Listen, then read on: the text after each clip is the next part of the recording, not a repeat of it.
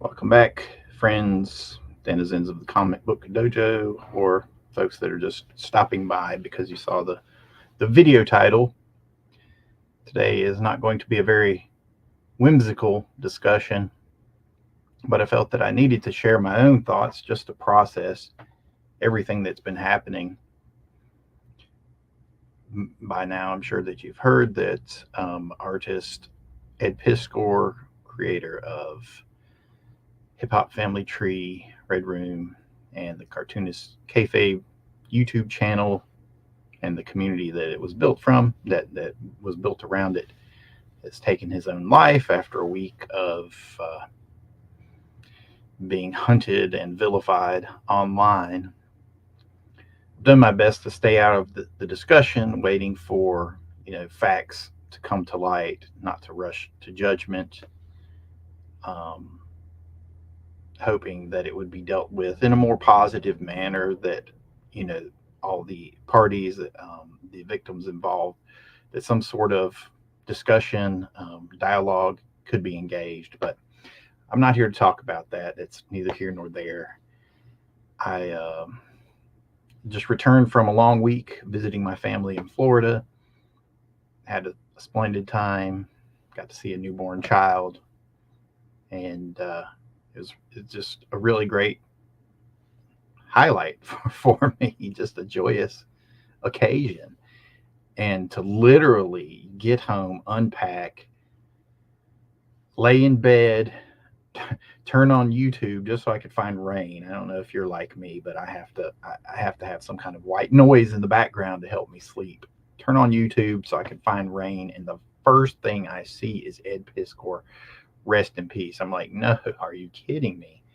I know he had been silent all week long, but I was not expecting this outcome. Not at all. My condolences go out to his family, his friends, for what little that's worth from me, a completely unknown stranger. But I think it's worth talking about the positive influence that Ed had on myself and a lot of other individuals, because he was a positive influence. I first discovered Cartoonist Kayfabe via their YouTube channel during the height of the pandemic. We were all inside, locked up. I'm scanning for videos and I'm watching my way through comic book videos. I think I watched Jerk Comics video on the the bizarre story of the creation of Deathmate, the Valiant and Image crossover. And after I watched that, I'd get a suggestion for another video from Cartoonist Kayfabe, and it was actually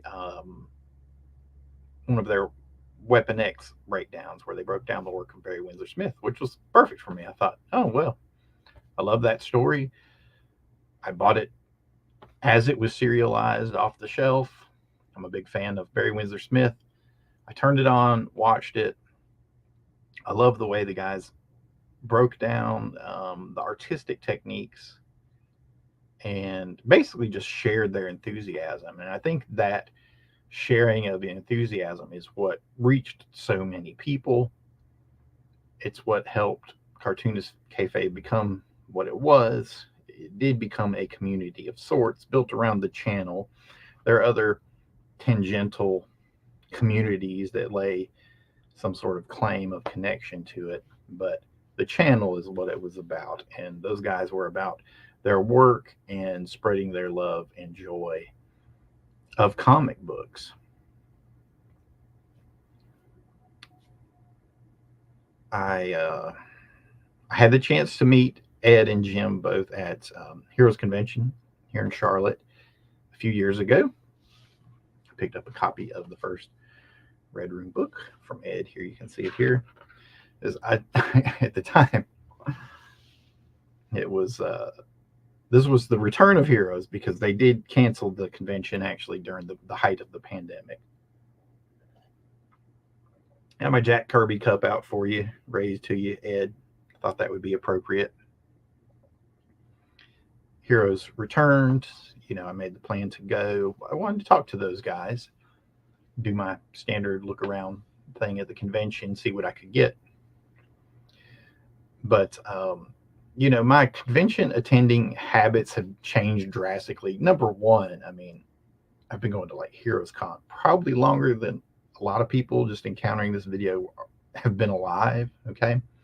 In addition to the 2 decades that I spent in the horror community along the East Coast, my own part working with the Mad Monster Party and curating the Mad Monster Party Film Festival through many of their events for almost an unlucky 13 years. I've done the convention thing. I've met everyone I've wanted to meet, from Stan Lee to John Carpenter to George A. Romero to you name it. I probably talked to them. Harlan Ellison, I probably annoyed them at some point or another. Wanted to add Ed and Jim to my list of people that I annoyed and talked to.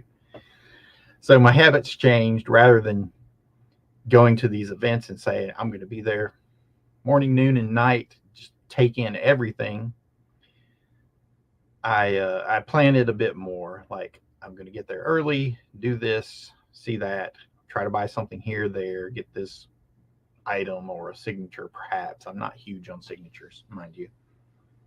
So my plan was to just go early, doors open. The funny thing is that at Heroes Con, they advertised an hour early for the weekend advance pass holders, and then at the door, the convention center refused to let us in the hour early, so I had to wait outside in the blazing heat until they opened to the general public, which I was just a part of rather than having advance tickets. But that's neither here nor there. This is not about me. I'm just sharing my experience. So I say, I'm going to talk to Ed and Jim. I go straight in, look for the yellow banner. They're not at their table. Look over. They're actually over talking to Michelle Fife, creator of Cobra. Okay. Finally, they notice I'm standing at their table, first person there. And I kind of circled away and then came back because I didn't want to create the impression that they needed to come right then and there. Here I am, my first chance to meet them, and I've already annoyed them out of the gate. Haven't even said a word, and I've annoyed them. So I walked off, did some other things, waited for them to come to their table in their own time. Okay. And then I came back, and the first one I talked to was Ed. And I thought, when I go to these conventions, the advice I give to people is never try to fanboy, just try to have like a normal conversation. So usually I'll say, hey, how are you? How are you enjoying Charlotte? How are you enjoying the convention? The convention just opened, so there was no enjoying. I mean, it just started. So what are you gonna say? Yeah, I've enjoyed the setup from the previous day, or whatever I was drinking last night at the bar. So I thought, okay, well, these guys are supposed to be all about wrestling. I'm a dirty South partial redneck myself. I know all about wrestling. Of course, here at Comic-Jutsu, we talk about all the various martial arts, which includes wrestling and professional wrestling, believe it or not. I said, let me pick these guys' brains one-on-one, mano y mano. And I started talking to him about wrestling. And he just kind of gave me a blank stare behind those dark glasses. And he was like, yeah, that's all right. They're okay. Yeah, they're okay. Just gave me these kind of very, very basic responses. And I thought, okay, none of my ice breaking techniques are working. This is a complete failure. And I just told him, I said, hey, I enjoyed the channel. Just thought I'd pick up some of your work. So I'm looking at the table, and I thought I would buy a Hip Hop Family Tree from him because at the time I did not have it at all. But he didn't have all of it for sale. He only had pieces. And I thought about it. I was like, do I just want this one issue? I mean, I'd rather have the whole thing. Since it's done, I would rather have the whole complete project. And he said, well, I've got my new Red Room trade paperback out. Why don't you get this? And I said, well, yeah, I dig Red Room. But I have them all. I mean, I don't really need the trade paperback. I'm not trying to be funny. It just that day I was on a budget. The budget did not include things that I already owned. They said, well, man, this has got new stuff in it, so he's talking to me a little bit more about it. So finally I said, okay, well, let me get the Red Room trade paperback. And he signed it for me there. You can see. So didn't get a whole lot of conversation from Ed, but what I did, I got an idea of the kind of person that he was. So I move over and I start talking to Jim, and I talk to Jim a little bit. And then some people kind of butt in while I'm talking to Jim. So I kind of scooch over a little bit to let them talk. What I didn't realize is those guys had become popular enough by the time I met them at the convention. Okay, I'd been listening to them for the previous year. Okay, maybe a little bit more, maybe even year and a half. Okay. So this was my first chance to actually meet them, talk to them. What I didn't realize was that they were popular enough that people were just going to keep coming. There was no me moving back into position to talk. So I'm waiting to finish talking to Jim because I kind of flamed out with Ed. And Ed starts talking to me. He says, "Hey, what's that print you have there?" And I had this early print. I should have got it out for this video, but this is all free form. Okay. I had the print that they gave to early pass holders.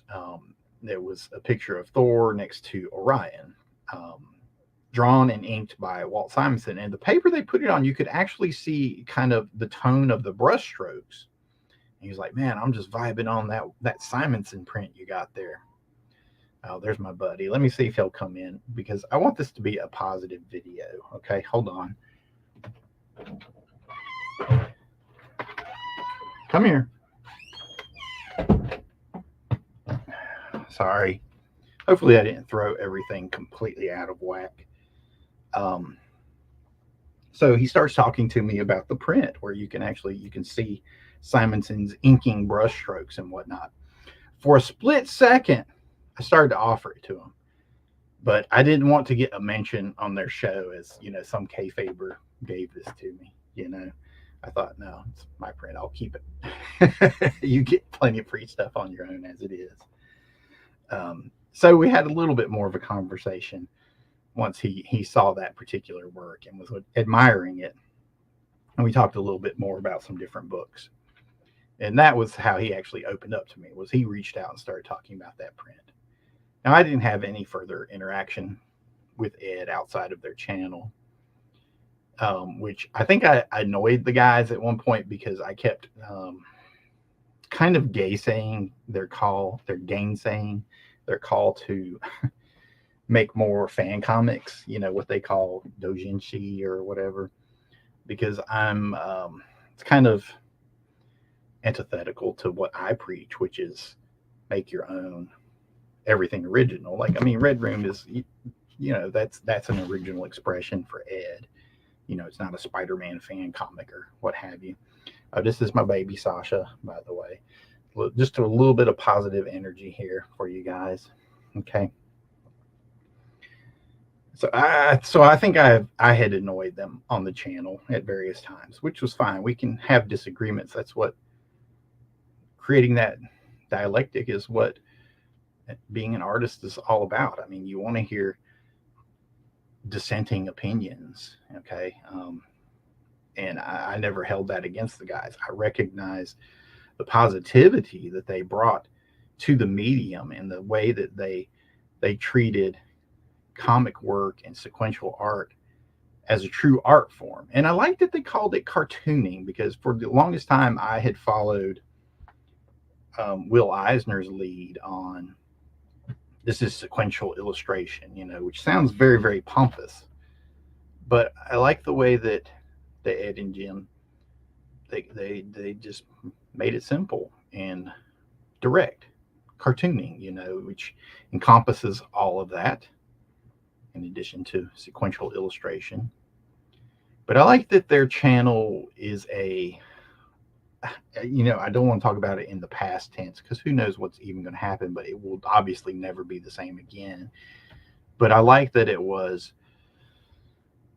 a positive force for comic books. Yes, they had their things that they critiqued, artists that they didn't like, but for the most part, they didn't focus on what they disliked, which is what I like, which is what I've tried to do with my own work, whether it was the years that I worked with Mutantville, create my own films, or the content that I created out of that for MVP Mutant Radio, um, or what I try to do with Comic-Jutsu, which is primarily focusing on the positive. I mean, with vlogs, you kind of react to whatever's happening in the entertainment, comic, movie, whatever sphere at the time, and sometimes that means you have to react to negative things. But I'm not one of those people that believes in just farming clicks just out of just wallowing in misery and hatred of all these things that you disagree with.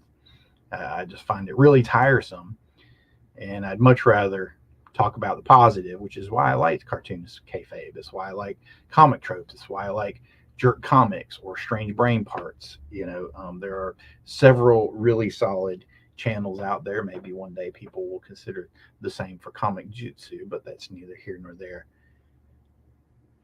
But I appreciated that those guys that they shared their positivity, that they shared their inspiration. He wants to be in frame, apparently. This is Sasha, my baby, one of them. Spoiled rotten, anyway. If I don't keep a hold of him, he's going to jump up there and knock the camera over. I lost my red light. But it was sad to see what happened to Ed there at the end, where he was, piled on by both the Whisper Network and by CG and everything kind of in between. Myself, I was just waiting to reserve judgment. Not that I was ever going to pass it, but I just thought, well, let's hear the full story, and plus, I mean, nobody's asking for my opinion on this anyway. I'm not supposed to deliver a verdict, and I'm not. Thank you, baby. That's what I was talking about. I put him down, so he's knocking everything over. I'm not supposed to deliver a verdict for all of this. Let me see if I can replace my red a little bit.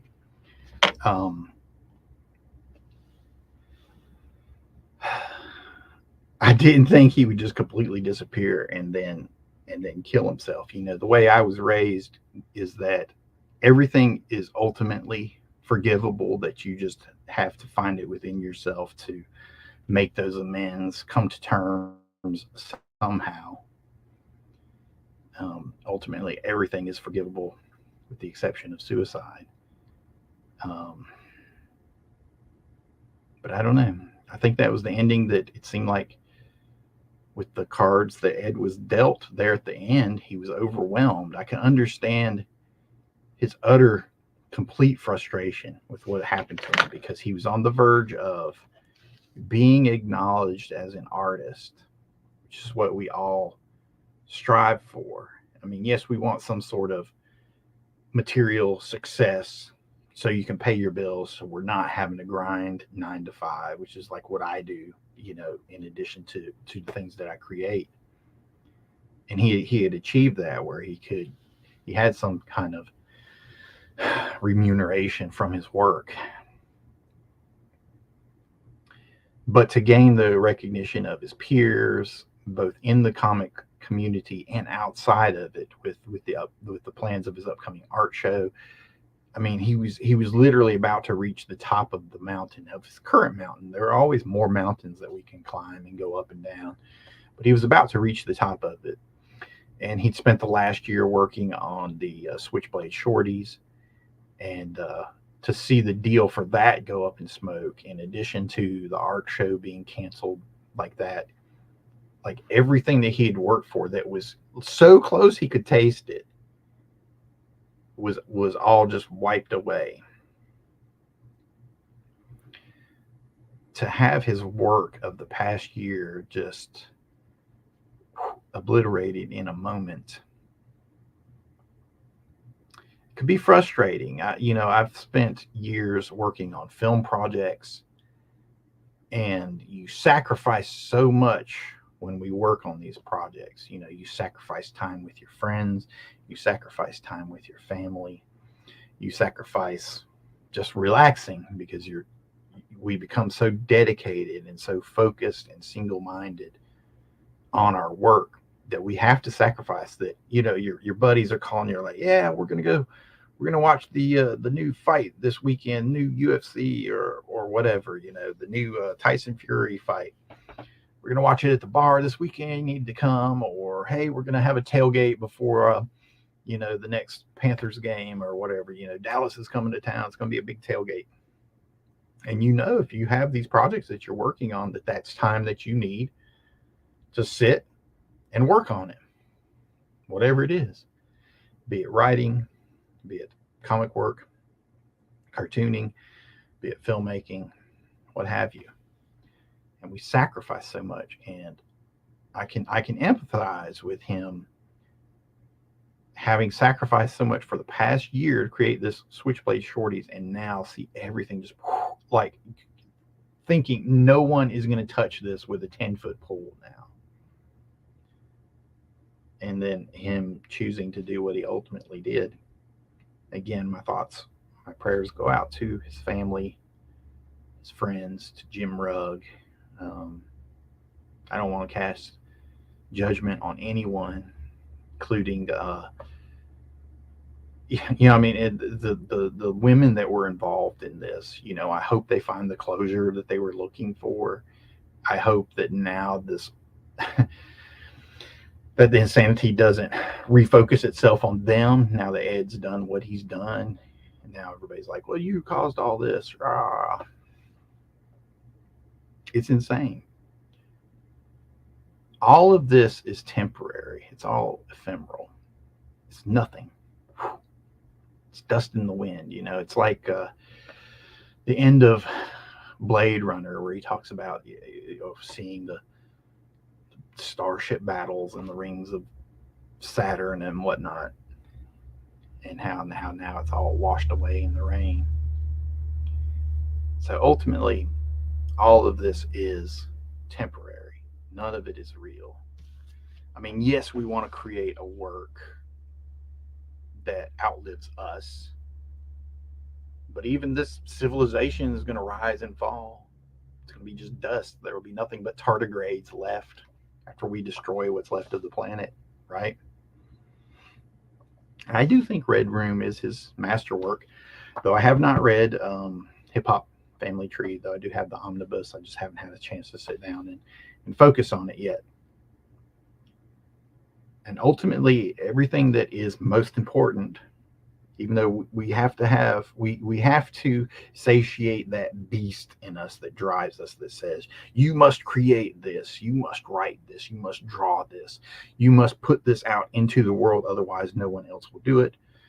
We have to do that, but at the same time, there comes a time to realize that it's nothing, to realize that we have family. As our parents become more and more elderly, our time with them is limited. How many more Sundays can I take not eating dinner with them just so I can finish that story that night? And then sometimes you just say, you know what, this Sunday is for my family. Just like this past Easter, that's what I did. I was with my family, and it was a special time, and I really enjoyed it.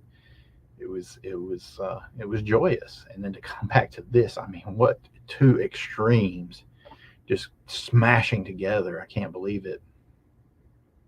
I didn't know Ed personally. Like I said, I had a very limited interaction with him, but I really appreciated the positivity that his channel brought, and the community that it created around it, even though the majority of them annoy me, like all people.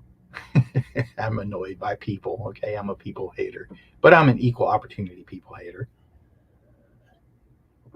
But I knew from my interaction with Ed, I don't think, okay, if I speculate, I don't think he just looked at me as some annoying scrub, because I dropped a lot of knowledge right on him. What I got from Ed was a guy that did have deep insecurities, so that he put up this facade of this hip hop maestro that was cool, calm, and collected. And I'm sure he was that a lot of the time, but beneath it was somebody just searching for acceptance and maybe not 100% comfortable with just talking to complete randos out in public. You know, that was something I've learned watching guys like Roger Corman, how they dealt with people in my own time of promoting, whether it was my own graphic works or my film works or the festivals where I'm there for 72 hours and there might be a couple hundred people that I have to talk to, and they're just going to come up to me and talk to me about random stuff. And what I learned was when that happens, you just talk to them. That's it. Find something to say. Not everyone can do that. Not everyone can have that sort of conversation. It was something I had to make myself do. But anyway, so just circle back to the positivity. I hope Cartoonist Kayfabe remains up. I think you'll see from the outpouring of sympathy from videos like mine and other channels, you'll begin to see the effect and influence that Ed and Jim had on everyone. And as long as the channel's there, new people will discover it. I mean, you know, there's crazy videos from, I guess, you know, almost 20 years ago now on YouTube that are still there, that people are still discovering. So 20 years from now, if YouTube is still a thing, if the planet is still a thing, if we're all still here watching and absorbing content, a new generation will discover Ed, or there's a new generation of cartoonists and artists that have learned new techniques or that have tried to challenge themselves because of what they've seen on Cartoonist Kayfabe. So anyway, those are my basic thoughts on all of this. I hope you find peace in these times. I just wish peace on Ed's family, to the individuals that started all of this. I hope you got the resolution that you wanted. I'm sure you didn't want Ed to die, but you know, if you felt the need to speak out or whatever, well, it happened, and now here we are. You see that people are jealous of success. They're jealous of anyone that stands up and takes a stand, because that's what all the piling on was jealousy. And it's just sad that Ed didn't take a minute to reach out and create a dialogue and try to learn and grow from all this, because he could have survived it. I feel like he could have survived it. And just wish peace on everyone. That's all I can do. Even me saying that will piss someone off for not saying something they wanted to hear. Come here, baby. If I can close on a positive note, I'll show you my baby again. Come here. Oh, come here, Sasha. My buddy. I saved him from he had been attacked by a bobcat and had his feet mutilated as a baby.